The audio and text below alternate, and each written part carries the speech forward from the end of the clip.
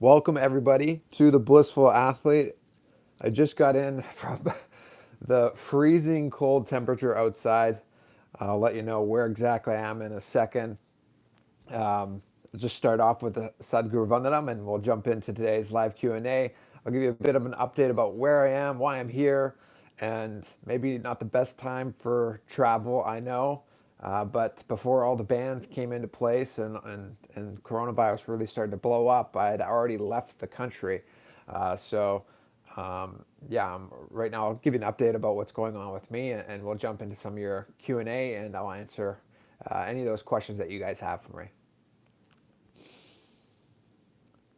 Nithyanandam Paramasukadam Kevalam Jnanamurtim Dvandvatitam Gagana Sadrisham Tattvamasyadiraksham Ekam Nityam Vimalamachalam Sarvadi Sakshibhutam Bhavatitam Trigunarahitam Sadgurum Tam Namami.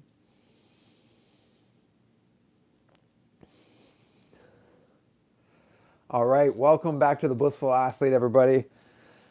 Yes, so I am currently looking like I'm not very warm. I'm back up in Canada, just outside Vancouver, Canada, where my family is from. About a week ago, a little bit more than a week ago, I got here. So this was a little bit before the coronavirus started to blow up and the pandemic really started to grow, and that there's this recommendation not to travel. I was already up in the country, and so as of right now, I'm looking at flights to see if I can fly back into the U.S. For those that don't know, I'm going through a green card process there, and I was given approval to leave the country after about a year. So I took that opportunity to come up here to visit some family and friends, and so that's what I've been doing. And all of a sudden, this pandemic's kind of blowing up a bit. So I'm caught in an interesting situation, but I'm sure I'm holding the space that I'll have no problems traveling back from Canada to the U.S. and complete my green card process there, and then we'll go from there. But yeah, thank you so much for tuning in. I've been getting a ton of questions.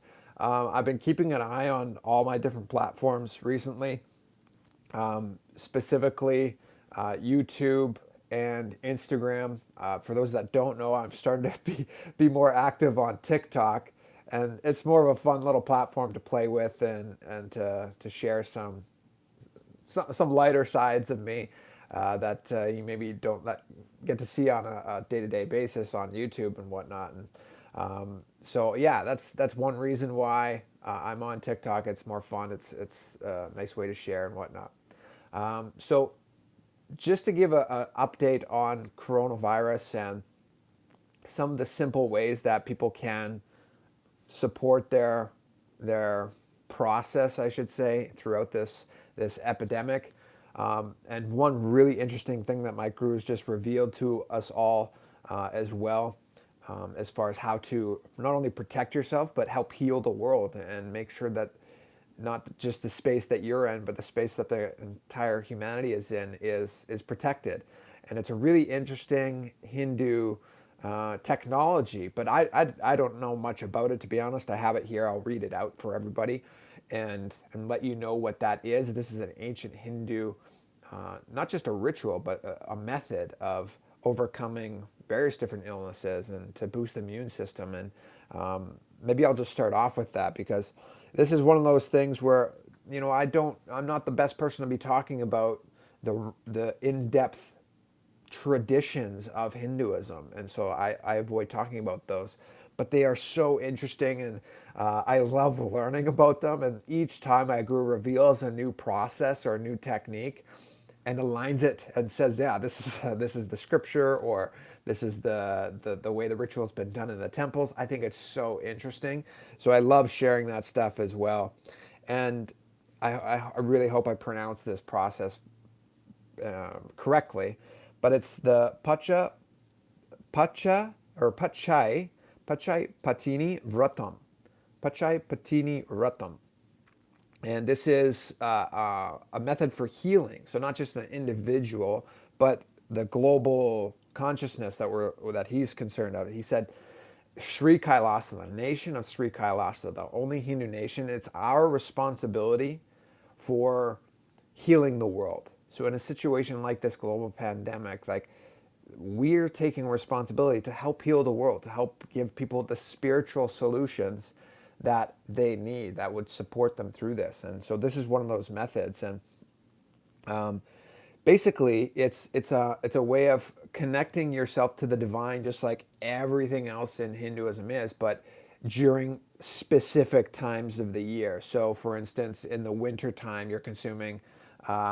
I can't remember what types of foods he said, but you're consuming certain foods during certain times of the year that not only are going to be beneficial for you, but they're going to be beneficial just in the global aspect as well.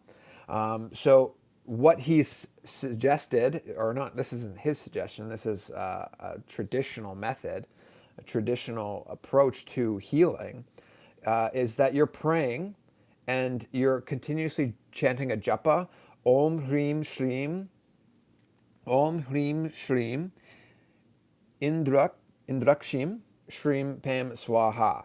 So I haven't done this yet, but this is something I plan on doing. He said to eat only what is mentioned in the Naivedam to Devi Parashakti. So all of the offerings that are given to the gods and goddesses, they're different. So Ganesha, for instance, we offer sweets to him. Devi Parashakti, we offer different foods and different offerings to her. And the offerings that we give to her, those are the only offerings that we should be consuming as well. So and I didn't know what all those offerings are, but they're listed here as well. And those are to take tender coconut water without coconut cravings, soaked moong dal, a drink called panakam, which is jaggery with water. If you don't know what jaggery is, it's a really nice, sweet, a good sugar alternative. You mix that with water, and that's what's called panakam. Liquid buttermilk. And again, buttermilk, delicious, so good. It was like one of my favorite things to ever have when I was in the Adinam. Really good for keeping the body cool if you're overheating. Tender cucumber, sugar cane, and coconut water. So this is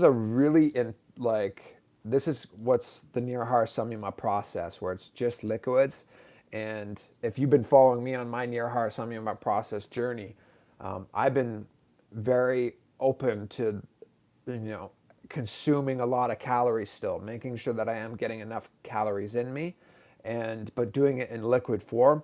It would be pretty tough to do that with this right away. That's that's the first thing that came to me as soon as I read this out. So before I go any further, I'll dive into the remaining of this. The other thing that you need to do is have a bath twice a day, morning and evening. So including head bath. So that means you're washing your jatas, you're getting your head a little wet. So you want to make sure that if you're going outside and it's cold out, you got your cap on so you don't freeze your head off. The other thing was really interesting is sleep on the floor. So avoid a mattress or a pillow. And this is something that I actually love doing.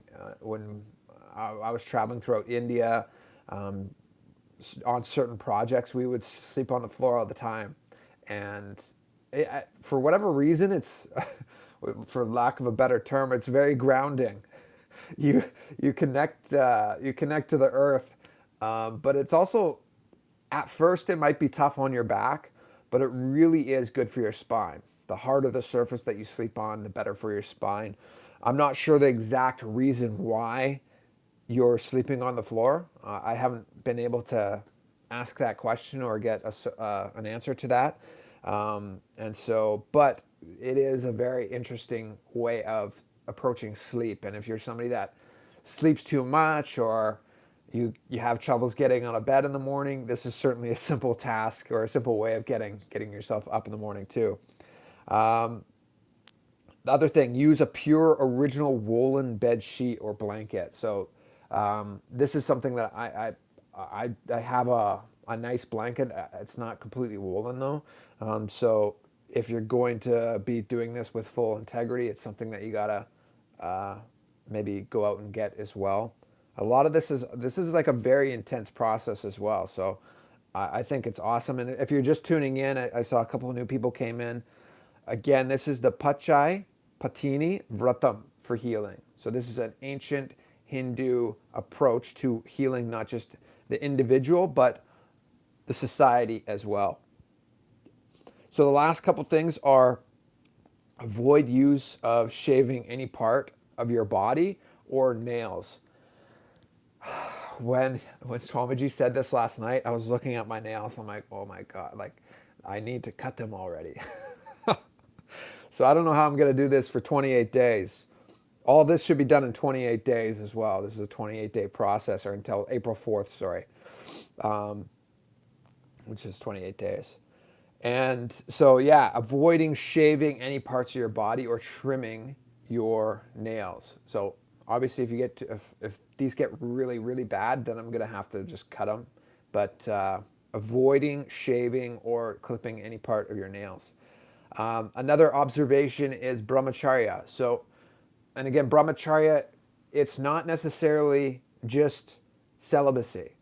And the way my guru describes it is it's living like God, embracing yourself as God. So this is the context that I always try and approach it as. Being married, it's not necessarily just about not having sex. It really is about something else beyond that. It's about cognizing myself as God.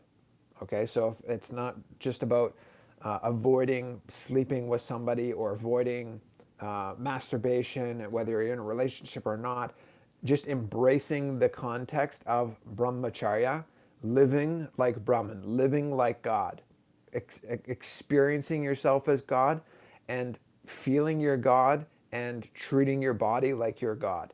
That is what's the most important attribute of brahmacharya. Then what comes with that is the avoiding of, whether it's masturbation or sexual relationships. You're first focused on the intention that you are the divine, and I think that's such a beautiful way of approaching that. And when my guru described it as that really did give me a big click, and I thought that was very, very powerful.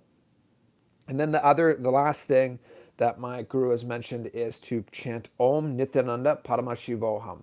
And so this is actually, there's a continuous chant going within the nation of Sri Kailasa of chanting Om Nithyananda Paramashivoham again and again and again continuously.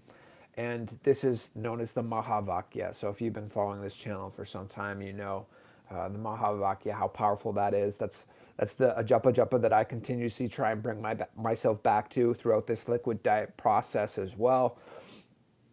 Very empowering cognition to carry that I am the divine. I am all powerful. Om Nityananda Paramashivoham. I am the eternal bliss. I am the source of all. When you're really cognizing the meaning of this and imbibing it, when you're going through a struggle, like a psychological low, or maybe like physically your body is starting to scream and say, I need some more food. This is a really simple way of grounding yourself and solidifying yourself in a powerful state. So I really, even if you're not doing this process, I just recommend always to anybody chanting Maha Vaakya as well. So I'll just open up right now and see if there's any Q&As that are coming in live right now. And while I do that, I'll take a quick drink. I hope everybody's staying safe. If you are, concerned about your health and whatnot as well, there's always other things that you could be doing as well. Are you, doing your Shuddhi Kriyas, your daily cleansing techniques to keeping the internal body clean? Are you practicing yoga? It's maybe the best and the most prominent thing that you could be doing as far as developing a strong nervous system. Are you taking Haritaki? Are you taking Trifla or Ashwagandha or any of these Ayurvedic herbs to help cleanse your body, to empower and strengthen your nervous system? Neem tea is really healthy for you. Turmeric, we call it, my guru calls it turmeric juice, which is just water with a little bit of turmeric powder, a little bit of honey, and taking that, very good for the nervous system as well, or the immune system rather. So there's a lot of other things that everybody could be doing. I hope everybody is taking care of themselves. Nithyanandam to everybody. Atul, Nithyanandam, I saw you had a question. Are tattoos and piercings part of spiritual awakening process? Yes, and it's interesting that you bring that question up because for some time I have not been I've been desiring a tattoo, but I just haven't pulled the trigger on it because there's this deep ingrained pattern within me to not have tattoos, just with the culture that I was raised in within my family. Like, tattoos aren't anything that anybody wears, and I wouldn't say they're necessarily frowned upon, but kind of are. But one of the very most obvious tattoos in the entire Sangha is the Trishul tattoo. The Trishul tattoo specifically on this area of your hand. I don't know if you can see that right here. So there's actually a nadi point here. And so when you have a tattoo there, it helps awaken Kundalini. So that is why that's the specific area of why that too is that you put the Trishul tattoo there. Now, this is entirely optional, obviously, and that's why, I mean, I don't have it. I've never been forced to get a tattoo, but it is something that I want to have done. And so I will be getting a tattoo there eventually. I guess maybe it is just a sense, like I said, of fighting that procrastination or that deep ingrained pattern of not having tattoos. But tattoos do have a very powerful spiritual purpose. There are disciples of Swamiji that have the word Guru Vak written on their arms or on their bodies because Guru Vak is life for them. These are sannyasis that are, like, I have such reverence for them and so much respect and love, and the way that they can involve themselves in Swamiji's mission, but they've literally given their life to the divine, and everything about their life is for the divine.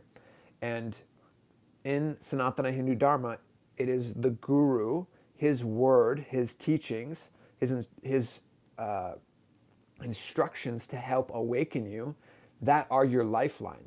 His words, and then acting on those words, is everything. And so Guru Vak is that. It's aligning to your guru. It's being integrated to your guru's word. And so to have that tattooed on your body, for instance, is a very helpful reminder if you ever do need that click where you just happen to look at your arm and it's like, Guru Vak, am I aligned? Am I truly doing what I need to be doing on the path? So tattoos are definitely a positive component of spiritual awakening. Piercings as well. The Nata Sampradaya from Gorakshnath, all of their disciples have earrings in their lobes. I guess that would be where the earring is. But they have big earrings there, big circles, because it increases the nada, increases the ability to pick up the subtle sounds. This is also, you see Buddha depicted with very big earlobes as well. This is an area as well. There's a nadi there. It helps increase not just your standard day-to-day hearing, but the subtle sounds, the spiritual sounds. So piercings in that sense do very much have an importance. There's also, you see a lot of the females, they have the nose ring that links to the ear. I can't say I know exactly the purpose of that one, but I know that there is one to that. I never just dove into that and asked that question. But tattoos and piercings, very much so, do have their purpose.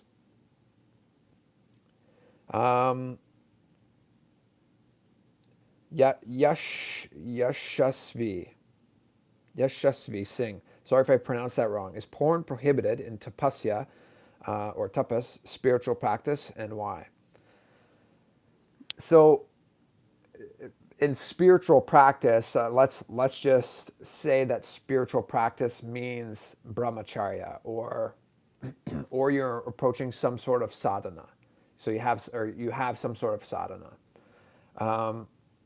Porn should be avoided because the one thing that you need to understand is that your your being, the truth of your identity is that you are the divine. You are Paramashiva. Everything is you. Everything is of the energy and space of love. So the very act of pornography, that when you're watching something where it's from a male standpoint, and I'll say from experience, I'll go as far as saying that, you approach it where it's like you're a little bit higher from these animalistic beings, because it is a very animalistic thing where it's just strictly you're interested in the pleasure of the sexual act. It's not about love, which is the actual space that procreation is supposed to be coming from. And so when you're viewing the sexual act, an animalistic act, you're bringing your biomemory, your muscle memory, every part of your being is starting to vibrate down to that animalistic nature, when in reality, the whole process of our sadhana, of our spiritual practice, is to go beyond, much further beyond this animalistic approach and literally be the divine. And so when we get sucked into the idea of sensual pleasures, not only is this bad for as far as we lose ojas, we lose the kundalini energy, we lose out on all this powerful energy that could be supporting us in our spiritual awakening, because the whole process of yoga, again, is to bring the kundalini and bring all of the prana, all of the energy up the sushumna, and bring it up to the sahasrara chakra. When you're putting yourself or investing your being into pornography and releasing semen, that whole process is it's scattering out your energy, literally sucking out your energy, rather than pulling it in and keeping it within your being and upwards through the Sahasrara chakra. So you want to avoid pornography for sure.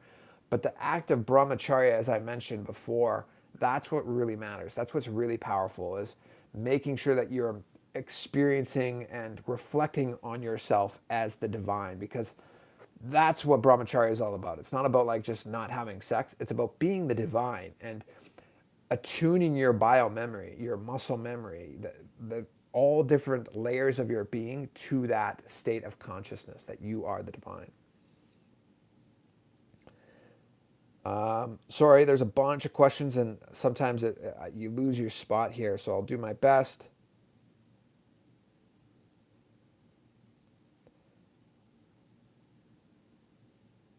Nithyanandam SSM, Nithyanandam Sri Tam. Atul is asking, long time no Vaakya Sadas. Yeah, we do Vaakya Sadas offline, so we're not doing them online anymore. If you're interested, anybody can DM me at any time for those as well. Nithyanandam Satyojata Kshitich. Hey, Nithyanandam. Vacant space. It's funny you're telling us about all these herbs. I was about to ask, what do you use yourself? Oneness. Yeah, so on a daily basis, I have haritaki in the evening, triphala powder in the morning, just because it's a little bit easier I find it's a little bit easier on my system than haritaki, but it has haritaki as well. Triphala is haritaki, bibitaki, and amalaki, and it's good for all doshas. So if you don't know what your dosha is, or if you feel like haritaki is a little bit too much for your system for some reason, then you can take triphala. It's good for everybody, and it's safe for everybody, basically. And then the third thing that I take is ashwagandha powder. And I love ashwagandha powder because, especially during this nirhara samyama process, or the liquid only diet journey that I'm on, when you're wanting to put on muscle and you're only consuming liquids, you need to be doing everything you can, right? But ashwagandha powder, it's being added to a lot of mainstream protein powders because it's starting to be proven, and mainstream is recognizing that it increases testosterone levels. So it increases testosterone by as little as 14%. And I believe that was at, I think, 300 milligrams per serving.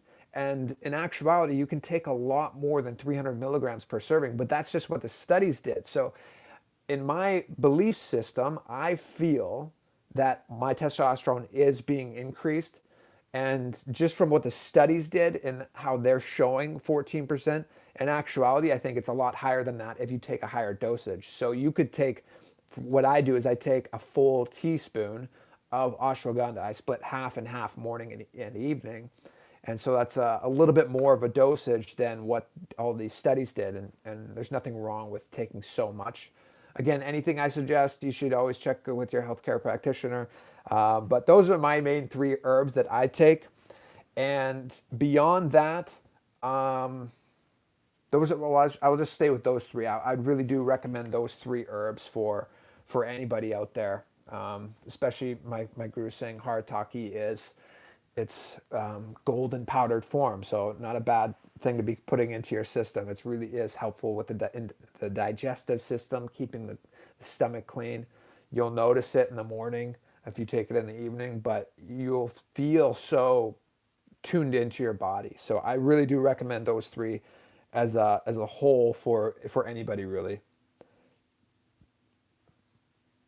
Is my headgear made out of leather? No, it's wool. This isn't real fur or anything. I would not put it on if otherwise. Bavalo, tips for gaining weight and muscle on vegetarian vegan diet. So obviously the initial approach is, are you going to get enough protein? And if so, where are you going to get it from? My main sources of protein are beans and lentils, mainly lentils now, peas a little bit. I like tofu. I actually mix in tofu in almost all of my soups. So if I'm making a soup, I'll mix in like a nice chunk of tofu, and it really does make it a nice creamier liquid. So I'd recommend tofu as well. And then I also have protein powder. I take a pea protein powder, and yeah, those are my main sources. And I'm at 188 pounds or so, and I shoot for around 80 grams of protein per day. I probably get closer to 70 or so, and I've been able to put on muscle. So I would say first and foremost, approaching it with the context of making sure that you're getting enough protein. Then the other thing is getting yourself breathing heavy, deep, long breaths. If you're not doing a workout program that's making you breathe heavy, then I would make sure that you're doing that, because that pranayama, that's what's important. Getting prana into your system. And then also with that, keeping in mind that if you're working out, the best time to be doing it is during a Brahma Muhurta hour, which is before the sun rises. So if you did incorporate all those things, not only would you infuse that life energy within you, you'd be supplying your body with supportive nutrients, even on a liquid diet.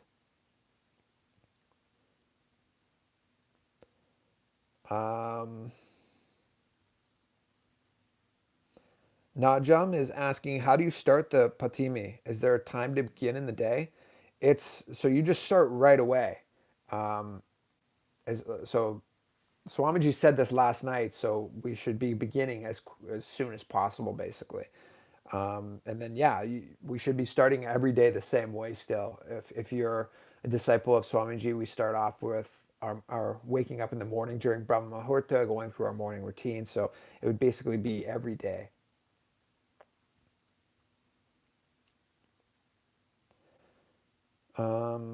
Vacant space, turmeric, neem, ashwagandha, arjuna, eucalyptus, elderberry, hawthorn, haritaki, among other things. Yes.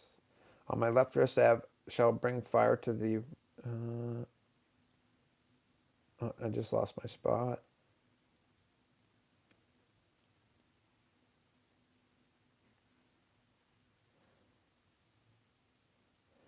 Tel Narayanan is saying, I would like to understand the spiritual effect that some geographic places have in the human body. The way I felt in temples in India and the way I have felt in temples in West is very different. I think one of the most interesting experiences of being in the human body is as you start to grow and expand your consciousness and awaken spiritually, for me at least, starting to become more tuned into energy and what it feels like to be in quote unquote like spiritual places. Priscilla and I, we recently went to Sedona in Arizona, and they have these energy vortexes there. And so there was like I think six or so energy vortexes, and we went to each one and we sat there and we meditated. And after each one, it was just like um, there, there's no comparison to either one of Swamiji's temples or the banyan tree in his ashram. There's just no comparison as far as the intensity of energy. Um, Now that being said, yeah, the if you look at the map of the world, there's all these different pockets of there's a grid, and consciousness lands on the planet in certain places. You look at Arunachala, it is the most sacred mountain in all of India, in Tiruvannamalai. And on the other side of the planet, there is Mount Shasta, which is it's like the Western's version of Arunachala. So on these two sides of the world, there's these two very sacred mountains. And I've been so blessed to go and meditate on each one. The meditation that I did at Mount Shasta was beyond anything that you could imagine. And then that was before I went to India. And then I went to Arunachala with Swamiji, and we sat there I was there with Swamiji, physical body. We just sat beneath the stars, full moon night, just looking at Arunachala. And it was beyond anything that you could imagine. So powerful. If you've never been to Tiruvannamalai, Swamiji is doing this program actually, the Avatar Leela. I think he just changed the name to something. It's blank right now, but I'll post a link to that maybe in the description. If you have never been to the hometown of Swamiji, to Arunachala, the mountain of Arunachala, to Tiruvannamalai, it is the most sacred place on the planet.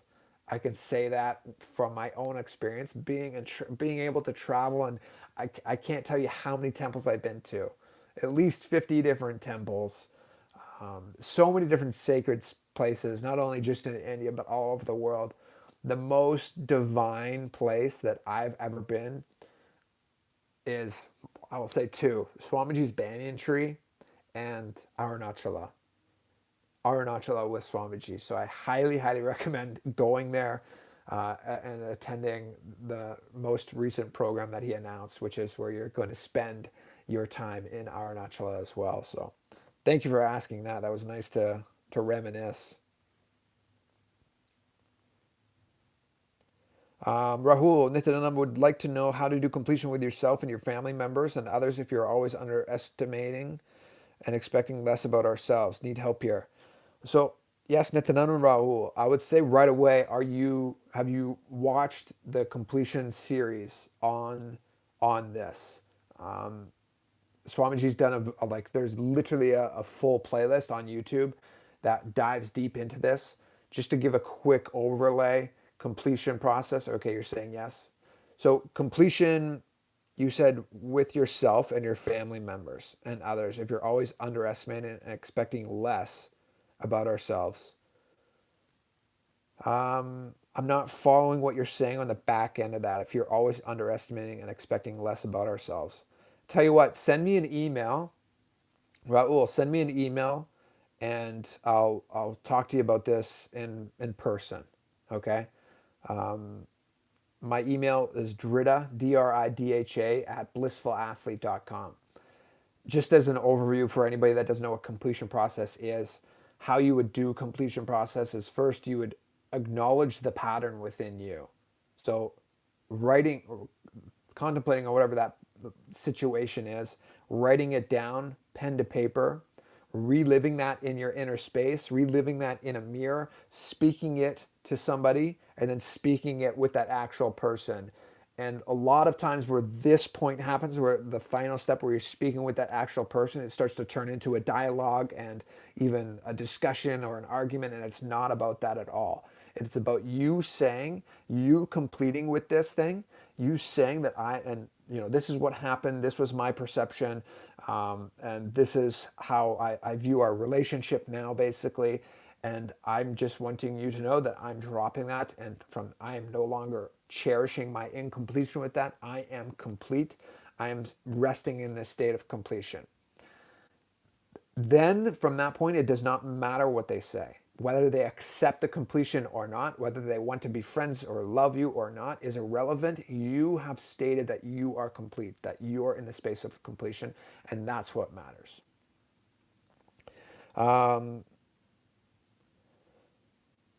AV, did Swamiji say anything about why there's coronavirus in the world? No, I don't. He may have, but I don't recall him saying why as well. Just one of those things that's happened, I guess. Vacant space. Are you taking those soups and protein powders with this Mariaman? What milk should we have if ahimsa buttermilk isn't available? Also, thanks for sharing your garden space with us, Peaches. So the buttermilk, I'll start with that.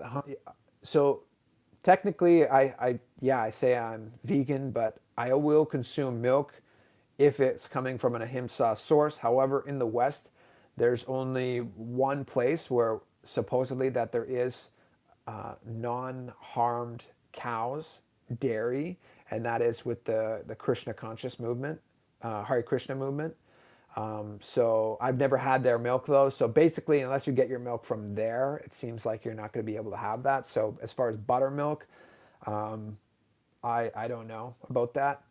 As far as this actual process, I really, if you know anything about me, I do my best to be fully integrated to Swamiji.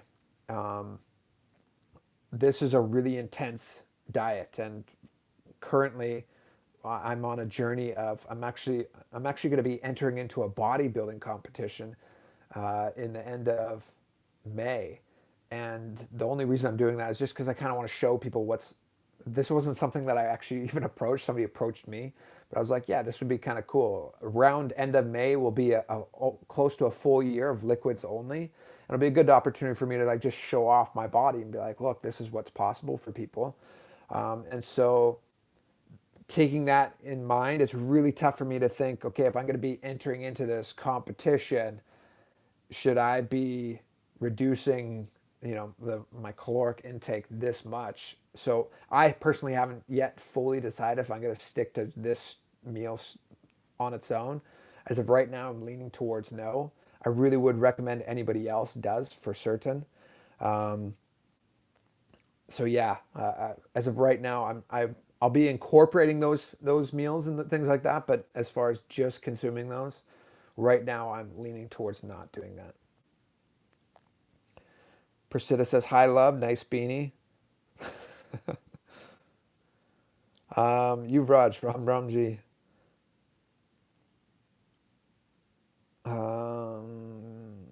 Gregory Wells, Arunachal is so awesome. Agreed. Yes. Anybody else has been there, you know what it's like. We're coming up to the end here, so tell Taranayan. Thanks. Yep, I have been to Thermanomaly and it's divine, awesome. Vacant space. The more Sangha grows, the more world wakes, and more I melt in oneness. Life seems more and more ecstatic and mysterious. Where is me? What is me? What are we? Exactly. Yuvraj. Um, this is a good question. Yuvraj, sir, have you been to Swami Nityananda's island? He bought and now is his country. So there's no physical island that he bought. What I think is so interesting is the Indian media. they they take this picture of Swamiji from 2017. We traveled to a southern part of India and we were doing yoga on a beach. And Swamiji had a microphone. What do you call those things? Where it's not just a microphone, but it's, like an announcer thing. But he had one of those in his hands. And so the Indian mainstream media, they take a picture from 2017 because it looks like an island because we're on the beach and the ocean's behind him. And then they Photoshop Swamiji's flag and they put it there as if it's planted behind him. And then if you watch their stream of this, they go, exclusive footage. We've got this exclusive footage of Swami Nithyananda on his island that he purchased. And it's just so funny because you can put the pictures side by side and just like you can clearly see that they just photoshopped this flag into this picture and say that this is the island that he's bought. And I just think that's so funny that people are actually listening to the mainstream media in India and being like, these are authentic sources of information. It's blatant proof that they lie and that they create stories, and it's just hilarious. So to answer your question, there's no physical island that has been purchased. Sri Kailasa is a nation without borders, meaning there's no border, there's no land that is purchased. So there's no island that I've been to or anything. All right, Rahul, I'll keep an eye out in my email box. Vacant space, can you describe S.J. Yaman, the all-knowing seat? What is the facets of this direction? Oh, I think you mean Sarvyanapitham. Sarvyanapitham is yeah, the all-knowing seat of knowledge. Um, this whole mission of what Swamiji is reviving is anything scripture based. I should say it was from my perspective. It starts with the scriptures. Anything that we do or talk about from the yoga dimension, it's okay. This is what we're going to do now, and it's because it says so in this scripture, and then we show you the scripture, right? And this is why we practice this form of yoga. And this is why we claim we are the original yoga. We are the source of yoga because everything we do is aligned to that. That's what Swamiji's mission is with yoga, reviving the source scriptures and implementing them, making them happen. This is a part of the project of Sarvyanapitham. There's various different projects under the umbrella of this whole mission. And so, for instance, if you are inspired to want to practice authentic yoga, some of the things we need to do is still revive a lot of these scriptures, get them, not only get the palm leaves, we need to purchase the palm leaves if people aren't willing to donate them.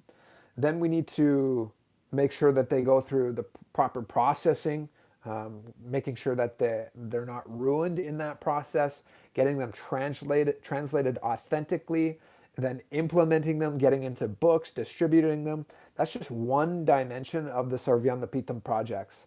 And that is for the yoga dimension. However, Swamiji's got a lot of different visions for Sanatana Hindu Dharma, which is reviving Sanatana Hindu Dharma in every way possible. And so to talk about each project in its own, it would take weeks, to be honest. And so if you have not yet gone to the website, I would recommend starting there and just seeing all of the projects and the missions and how you can get involved. I'll put the link down in the description below and you can learn more about that in detail. But I would say just from as far as a yoga dimension, which is the projects that I'm involved in, it's all about reviving these ancient scriptures, bringing them back to life.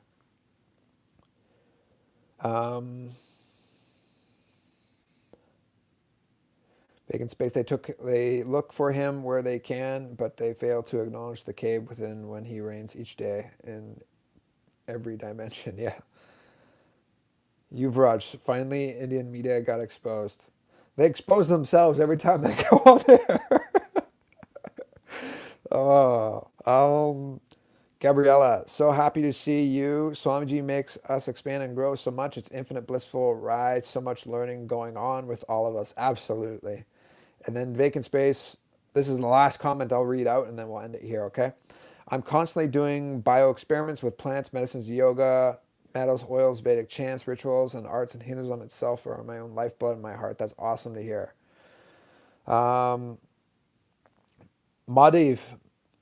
this is a good, you just popped in here. I'll say this, and Corona is killing people. Please give your energy to save them and also be safe. Thank you. You're a great person. I appreciate that. If you're interested in how to support not only yourself, but support other people, I would say to watch this live stream from the very beginning, because that's where I started off with what you can do for yourself and as far as the global society as well. So with that, I'll end this live stream, 45 minutes, a bit of a longer one, but or not bad. If anybody has any questions, leave me the questions. I think it's better on Instagram DM if you have a personal question. If you have something that you kind of want to just talk about, feel free to leave those in the comment sections of the YouTube video. With all these different platforms, I'm trying to locate all my specific personal questions to one location. And I think right now that the TikTok DMs has been the best way to do that, because I can give a quick response, and sometimes I'll do a video response for you as well. If you have those personal questions, that'd be the place to go. Again, non-personal things, just leave them in the comment sections, and I'll go from there. So for everybody that has tuned in, thank you so much for being here. Thanks for the support. Hope to see you guys again. Maybe on the next one, I'll be in the US of A. I know that you're not supposed to be doing international travels, but I literally need to be going back to that country now. So we'll see what happens there. And yeah, as always, be blissful. I will end with the Purna mantra and hope you guys have an amazing weekend. Om Purnamadav Purnamidam Purnat Purnamudachyade Purnasya Purnamadaya Purnamevavashishyade. Om Shanti Shanti Shanti Haridi Om Tatsat Sarvam Bhagavat Sri Nithyananda Paramashiva Paduka Paramastu. Om Nithyanandam.